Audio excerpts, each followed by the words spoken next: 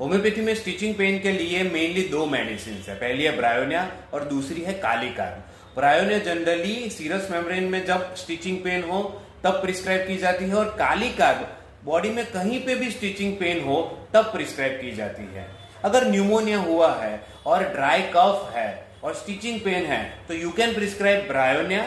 लेकिन न्यूमोनिया है, stitching pain है और ब्रायोनिया से रिलीफ नहीं मिली, एज वेल एज न्यूमोनिया का पेन चेस्ट से अगर बैक तक जा रहा है तो उसके लिए बेस्ट मेडिसिन है कालीकार्ब। इसके अलावा एक और मेडिसिन है जिसमें भी स्टिचिंग पेन देखने को मिलता है, और ये मेडिसिन है the great antipsoric sulphur. Thank you very much.